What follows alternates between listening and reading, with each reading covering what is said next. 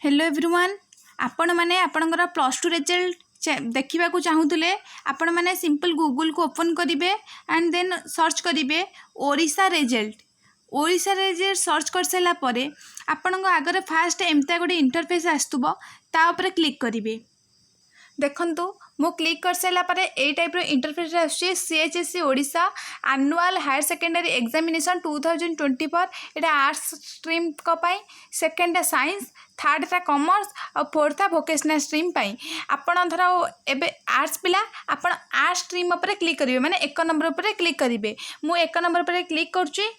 देखंतु एक नंबर पर क्लिक कर सारापर आपण आगे एमती इंटरफेस आसब annual higher secondary examination 2024 arts stream. आपण ये रोल नंबर देवे, तापर रजिस्ट्रेशन नंबर देवे, तापर एंटर इमेज आपणकर जो ये इमेजटा अच्छी से इमेजटा को ये फिलअप करेंगे। मु सपोज ए गोटे इमेज फिलअप करी, फिलअप कर सारी सबमिट पर क्लिक कलापर आपण रिजल्ट शो कर यही टाइप आपण मैंने आपण निज रिजल्ट आपण मैंने फोन में देखिपारे। आशा करूँ भिडियोटी आपको हेल्पफुल होता, तेणु भिडियोटी को लाइक कर दिंतु और निज फ्रेंड मान पाखक भी शेयर कर दिंतु। Okay everyone, all the best.